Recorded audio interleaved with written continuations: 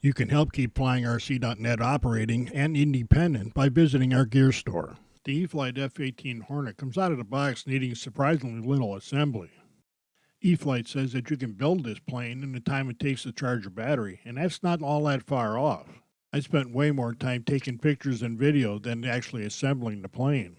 All of the servos and linkages were installed at the factory, and most of them were adjusted perfectly.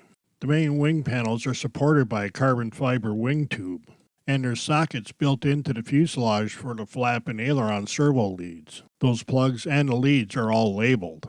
The distinctive twin vertical stabilizers are also pre-assembled with the servos and linkages installed. Here again, I would find out later that there was no adjustment needed.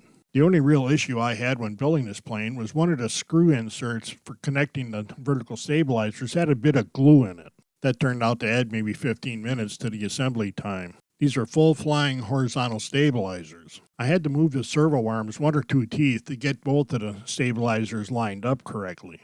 I had to sand the edges of both elevator control horns to allow adjusting them. The factory-installed retracts have a surprising amount of detail to them. The retracts all look to be installed properly, tightened down well, and none of them needed adjustment. The mains are trailing link with a spring-loaded cylinder.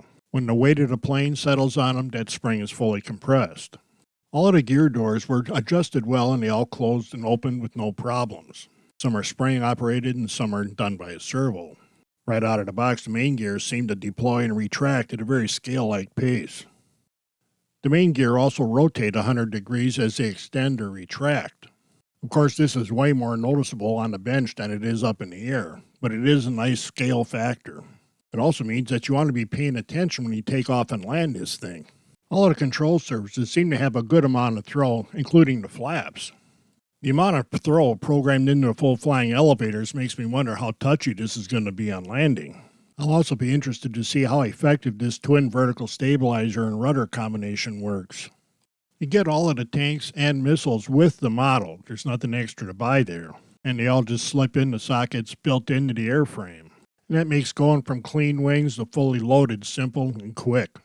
The instructions say the maximum rearward CG point is 78 millimeters measured from the front of the root of the wing. The CG margin in the illustrations looks quite a bit different from that. I contacted Horizon and they said the 78 millimeter was correct. There's a large battery bay below the removable canopy, and there's plenty of room forward and backwards to get the CG right. I have battery packs from 2 different manufacturers, and there's a difference in weight. I balanced my F-18 with both packs in it and marked the side of the battery bay for where those batteries go.